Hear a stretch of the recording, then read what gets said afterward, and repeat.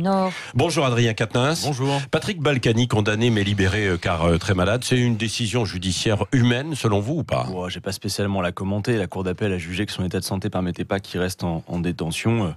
Il va rentrer chez lui et se rétablir. Moi, j'ai pas à commander une décision de justice. Je suis pas pour le tribunal populaire. Voilà, il y a une décision de justice qui est rendue et puis il faut la respecter. Ouais.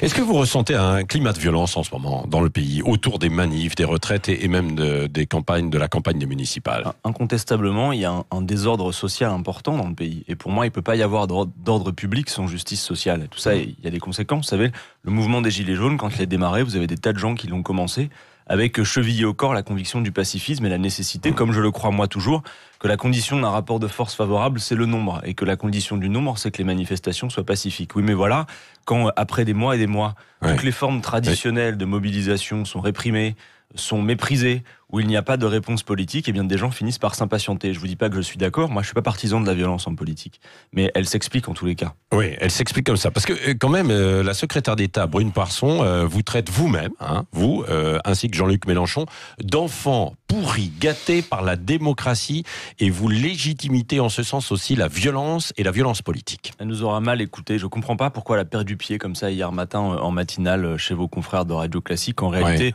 moi je considère que loin d'être des enfants gâtés pourris de la démocratie, on a en face de nous en réalité des Tartuffes de l'écologie, notamment s'agissant de Madame Brune Poirson. Moi je sais pas pourquoi elle a perdu pied comme ça hier, mais je lui propose, si elle souhaite, sur le sujet de son choix, les retraites ou un autre, que plutôt que les invectives à distance, on organise un débat républicain entre nous. Je lui laisse le choix du débat.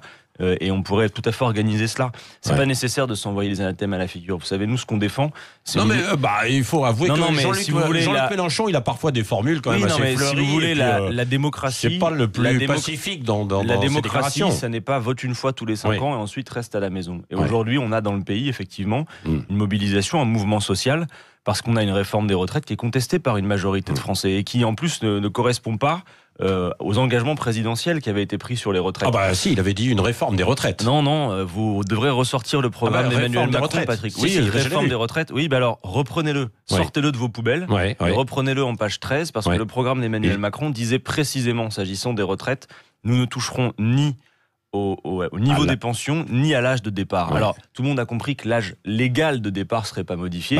Oui, vous aurez le droit de partir à 62 ans, mais il vaudrait mieux pas pour vous. Parce qu'avec la décote et l'âge d'équilibre qui va se décaler génération après génération, si vous partez à 62 ans, il va vous en coûter. Donc, cette réforme des retraites fait précisément le contraire de ce que s'était engagé à faire Emmanuel Macron dans son programme. Vous avez 61% des Français qui sont opposés. Ce matin, vous avez un sondage qui est pareil où on voit que près de 70% des Français souhaitent un référendum. Emmanuel Macron est en minorité sur le sujet. La bataille de l'opinion est perdue. Tous les éléments de langage sont tombés. Donc, je fais le lien avec Brune Poirson. Quand elle parle de lâcheté, des mots qui n'ont plus de valeur, je crois qu'en la matière, la Macronie n'a pas beaucoup de leçons à donner.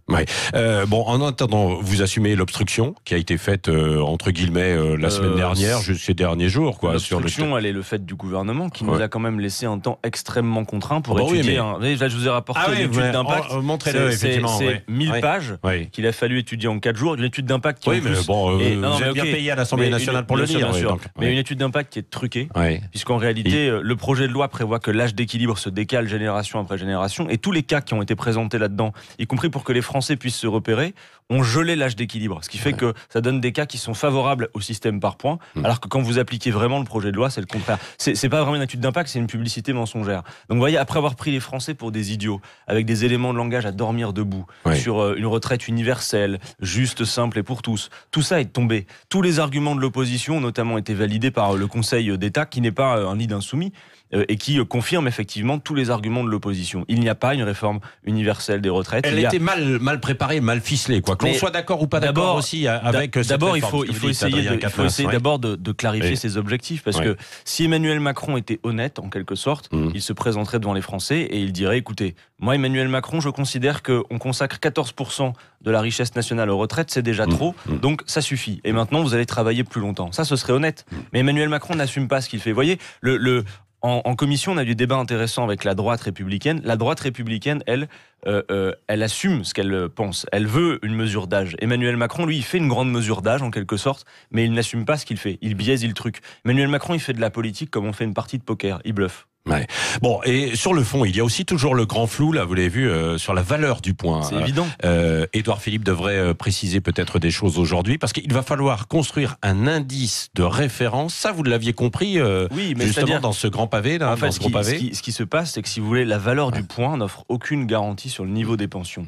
J'explique rapidement le système par points, parce qu'il y a beaucoup de gens qui disent encore, on ne comprend pas. Si vous comprenez pas, si vous comprenez pas, c'est pas que vous êtes trop bête, c'est que tout est fait pour que vous n'y comprenez pas trop. Le but du système à points que veut mettre en place Emmanuel Macron, loin de la réforme universelle et tout ce verbiage inutile, c'est en quelque sorte de contenir la part des richesses consacrées aux retraites. Jusqu'à présent, à mesure que la part des seniors dans le pays augmentait, on augmentait à peu près proportionnellement la part des richesses consacrées aux retraites. Emmanuel Macron dit ça suffit. Il veut en quelque sorte contenir cette part de richesse. Donc la variable d'ajustement pour un objectif qui est comptable, qui est budgétaire, c'est la vie des gens à travers l'âge auquel vous partirez ou le niveau des pensions. Parce que Patrick Roget, dire le niveau des pensions va pas baisser, c'est faux. Parce que si au même âge, vous devez travailler plus longtemps pour atteindre le même niveau de pension, c'est bien qu'à ce même âge, le niveau de votre pension a diminué. Adrien Quatennens, dans la philosophie générale, est-ce que vous étiez, vous, favorable à ce que des niveaux de pension baissent pour certains à un moment donné, et puis que d'autres, pour les plus petits salaires, qu'il y ait une meilleure pension? C'est ce que voulait aussi un peu ce texte, pour des plus petits, les agriculteurs, des femmes seules, etc. Ce texte va faire en sorte effectivement que le niveau des pensions soit une variable d'ajustement pour un objectif austéritaire, d'une part, et par là même, il va encourager, comme jamais on l'a fait, à la capitalisation. Moi, je vais vous dire une chose, c'est l'inverse qu'on devrait faire. Emmanuel Macron et son gouvernement sont incapables de répondre aux deux seules questions que se posent les Français s'agissant des retraites. Lesquelles? Vous les entendez sûrement dans vos matinales. À quel âge je peux partir? Et avec quel niveau de pension? Et bien Emmanuel Macron, à quel âge je peux partir? Il vous dit au moins 64 ans, c'est-à-dire au-delà de l'espérance de vie en bonne santé. 62 ans, vous pouvez partir. Oui, mais avec une retraite pourrie. Non, et puis, pas pourrie, 5 à 10% de moins. Non, beaucoup plus que ça. Beaucoup plus que ça. Oui, mais avec des cas types qui sont truqués. Et sur le niveau de vie, surtout, ils peuvent pas répondre, ils peuvent pas s'engager. Parce que c'est leur variable d'ajustement. Moi, je propose que l'on fasse l'inverse. Vous voyez, j'ai pas besoin de 1000 pages pour vous l'expliquer. 40 pages de contre-projet, ça permet quoi? Ça permet de dire, si l'espérance de vie est en bonne santé de 63 ans, on doit pouvoir s'engager sur un âge de départ. Est-ce que c'est désirable, d'après vous, de partir à 60 ans avec un bon niveau de pension, c'est-à-dire aucune pension sous le SMIC pour une carrière complète et personne sous le seuil de pauvreté? Parce que si vous trouvez ça désirable, moi je peux vous rassurer sur la manière dont on finance cela. J'en termine, mais pour faire ce qu'on propose avec la France Insoumise, financièrement, il y a besoin simplement que l'on consacre 2 points de PIB de plus d'ici à 2040 aux retraites. C'est-à-dire simplement mieux partager la richesse produite. Le problème, c'est qu'on a besoin de beaucoup d'argent un peu partout. Mais alors, attendez, pour la dépendance, etc. Oui, mais mais sur ce point, c'est important. J'en termine là-dessus. Parce que la question centrale autour du financement des retraites, Patrick Roget, c'est la répartition de la valeur produite. Seul le travail produit. Et quand je vous dis qu'on a besoin de 2 points de PIB de plus d'ici à 2040, ce n'est rien si vous voulez bien considérer la part des richesses produites qui est passée des poches du travail aux poches du capital. Oui, la question essentielle, c'est bien celle de la répartition de la richesse produite. Et le système par points de M. Macron, c'est le rempart pour ne pas devoir partager la richesse produite. Oui, bon, alors on a compris sur le fond. Sur la forme maintenant, quelles actions vous envisagez? Parce que lundi, le texte va être déposé à l'Assemblée nationale. On revient finalement au départ, au texte de base. Qu'est-ce que vous allez faire? D'abord, il y a une succession d'échecs de la part d'Emmanuel Macron. Le Conseil d'État qui, en gros, embrèche l'essentiel des arguments. La commission spéciale à l'Assemblée qui a dû acter son échec parce que le délai est contraint par ce gouvernement. Et moi, comme parlementaire d'opposition, je vais vous dire, je ne suis pas là pour respecter le calendrier posé par Emmanuel Macron sur une réforme aussi importante que celle-là. Donc les 19 000 amendements que nous avons déposés. On ne peut pas nous faire dire qu'on ne fait pas un travail sérieux avec un contre-projet qui est sérieux, qui est financé. Ces 19 000 amendements, je vais vous dire, on nous a parlé d'obstruction, mais en fait, c'est 19 000 occasions pour les parlementaires d'En Marche de défendre leur projet. Mais ils sont mutiques. Ils attendent que ça se passe, ils serrent les poings et puis ils serrent les dents et ils attendent. Mais en réalité... non, visiblement tout va bien. Non, mais ils ont revu Emmanuel Macron et ça va mieux. L'autre matin, il me disait, mais si vous étiez la majorité et qu'on vous avait envoyé 19 000 amendements dans la figure, qu'est-ce que vous feriez? J'ai dit, moi je défendrais mon projet de loi. Allez-y, sortez du bois, défendez sur en quoi vous croyez. Le délai est trop court. Mais voilà, alors donc la question c'est pourquoi respecter un délai contraint. Donc lundi, on va du coup se retrouver dans l'hémicycle avec le texte initial du gouvernement qui a, je l'ai dit, succédé les échecs. Et moi, j'appelle de mes vœux à ce qu'il y ait des mobilisations de nouveau, parce que je crois que la conjugaison entre l'opposition parlementaire, et je crois d'ailleurs que la méthode de la France Insoumise en commission aura fait des émules pour la séance dans l'hémicycle, je l'espère en tout cas. Et je crois que la conjugaison entre ce qui va se passer à l'Assemblée et ce qui se passe dehors, on a quand même toujours un mouvement social qui est très important, peut obtenir le retrait. Mais vous allez de nouveau présenter des amendements ou pas? Je pense qu'on va essayer même de faire un peu mieux, pour tout vous dire. Et je crois en plus d'amendements. Et je crois surtout que nos collègues d'autres groupes... Ça va être, tout va être rejeté, ça va être le 49.3, le passage en force. Ah oui, les LBD parlementaires du type 49.3 et autres. Non, clairement. Le 49.3, c'est le LBD des parlementaires. Évidemment, c'est une manière... Vous savez, tout ça se passe parfois dans l'entre-soi de l'Assemblée nationale, mais rien qu'en commission, ça paraît anodin, mais ils ont divisé le temps de parole des parlementaires par 2. On avait commencé l'examen de 3 jours, et il se figure que tout ça va se faire dans le ronronnement de l'Assemblée. Moi, je leur ai dit, mais allez-y, divisez le temps de parole par 2. Mais aujourd'hui, c'est le 21e siècle, on sort de la pièce, on fait un petit direct sur les réseaux sociaux, et le pays est au courant. Et les gens comprennent ce que ça veut dire que diviser par 2 le temps de parole des parlementaires. Donc voyez-vous, cette réforme des retraites, Macron a perdu la bataille de l'opinion, il est de plus en plus isolé. Ce matin encore, une majorité de Français sont opposés à ce projet de loi qui, je le dis, foule aux pieds les engagements présidentiels. 67% des Français sont pour un référendum. Moi, je dis, Monsieur Macron, l'issue raisonnable, plutôt que de vous obstiner sur cette réforme, c'est soit de retirer, et si vous n'y êtes pas disposé, soumettez ce projet à la sagesse du peuple français. Oui, mais alors, avec ayons une vraie controverse. C'est compliqué, quoi. Mais vous savez, la vraie question, ça devrait être, êtes-vous d'accord pour travailler toujours plus longtemps? Mais je pense que désormais, tout le monde aura compris ce que contenait véritablement le projet de loi d'Emmanuel Macron. Il peut simplement dire, Françaises, Français, êtes-vous d'accord avec ce projet de loi? Peut-être qu'il aura de nouvelles idées, Emmanuel Macron, parce qu'il a pris un grand bol d'air, là. Il est au Mont-Blanc, il a passé la nuit dans un refuge, le président de la République.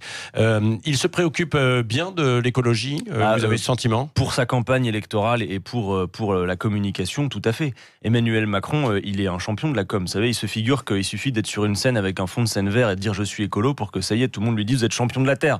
Non, en quelque sorte, il faut regarder la Macronie à travers les actes. Raison pour laquelle aussi je parle de Tartuffe de l'écologie. Je vais vous dire qui sont les Tartuffes de l'écologie. C'est Madame Brune Poirson, c'est Monsieur Pascal Canfin, Madame Nathalie Loiseau ou Monsieur Stéphane Séjourné, qui hier au Parlement européen, à l'heure où tout le monde et tous les médias parlent du tournant écolo de Monsieur Macron, ont voté au Parlement européen un accord de libre-échange avec le Vietnam qui écrase tous les engagements de la France en matière climatique et qui va augmenter de 20 à 30% les échanges et le transport. Ces gens-là sont d'affreux Tartuffes de l'écologie. Je vous le dis, ils nous mettent en danger parce que, à travers la communication qu'ils font pour leurs petites ambitions politiciennes, ils nous mettent à la bourre sur tous les sujets. La France ne respecte pas ses engagements. Là, c'est l'Europe. Là, c'est davantage l'Europe. Oui, mais vous savez que ça nous engage quand même, d'accord ? Des accords de libre-échange. Donc, d'un côté, c'était hallucinant hier. Tous les médias qui nous parlent du tournant écolo de Monsieur Macron, et dans le même temps, ses amis au Parlement européen qui votent un texte qui est en contradiction avec les principaux engagements de la France sur la COP21. Donc maintenant, ça suffit. Parce que clairement, l'écologie de la communication, il y en a ras-le-bol, vu l'urgence. Et Emmanuel Macron vient de faire en sorte que d'ici à 2023, la France puisse augmenter de 6% ses émissions de gaz à effet de serre, ce qui contrevient aux accords de la COP21. Et ils viennent de signer un nouveau traité de libre-échange. Adrien Quatennens, le mot de la fin avec Cécile de Bénibus. Oui, vous parliez des écologistes. Moi, je reviens sur ceux qui ont saccagé le siège de BlackRock après des tentatives d'intimidation du personnel. David Béliard a dit de Écologie Les Verts, je condamne toute forme de violence qui sont faites aux personnes et aux biens. Vous ne la condamnez pas, la condamnez pas. Vous dites que vous n'êtes pas partisan pour la violence. Et Jean-Luc Mélenchon a écrit sur son site, mais je refuse aussi de faire la morale à qui que ce soit. Est-ce que ça veut dire que si toutefois une permanence de la France insoumise où le siège était saccagé, vous seriez aussi cool avec les saccageurs? On n'est pas cool quand on dit qu'on n'est pas partisan de la violence. Mais vous la condamnez pas. Avec la violence. Mais vous savez, condamner, c'est son impression qu'on écrit notre texte à notre place. Quelle efficacité politique ça aurait simplement que je répète la phrase que vous me suggérez de répéter? Ah non, mais moi je vous suggère rien du tout. Mais quand je vous dis que je suis opposé à la violence en politique, ça mérite d'être très clair. Je crois que c'est limpide, non? Mais en réalité, vous ne dites pas que vous vous opposez, vous dites que vous n'êtes pas partisan. C'est pas la même chose. Oui, je ne suis pas d'accord, si vous préférez, avec le fait qu'on utilise la violence. Et d'ailleurs, je vais vous dire, quand une permanence parlementaire ou quand le domicile du président de l'Assemblée nationale fait l'objet d'une tentative d'incendie, on n'attend pas qu'on nous le suggère pour condamner, voilà, soyons clairs. Mais néanmoins, voyons aussi ce qui se passe dans le pays. Parlons de BlackRock un instant, très rapidement. BlackRock, on en a déjà beaucoup parlé. BlackRock, c'est un fonds de pension qui gère 7 000 milliards d'euros d'actifs à travers le monde. C'est 23 fois le budget de l'État français, et c'est les investissements anti-écologiques. Donc il y a même le lien entre les Tartuffes de l'écologie et les Tartuffes des retraites. Vous voyez, en quelque part, c'est la même chose. Le lien est fait. Merci Adrien Quatennens, député de la France Insoumise du Nord. Merci de m'avoir invité. Oui, et d'avoir répondu à notre invitation. C'est pas le cas de tout le monde, en fait. Il paraît, Dans un instant, Cédric. Oui, Benjamin Griveaux, ça vous a heurté, ça, en fait, parce qu'il est critiqué sur les réseaux sociaux, qu'il ne vienne pas? Écoutez, ça lui appartient, mais moi je trouve c'est dommage, parce qu'on a toujours une opportunité de dire ce qu'on a à dire ici. Bien sûr. Merci Adrien Quatennens. Dans un instant, vous allez croiser Cédric Villani, qui sera avec nous, justement.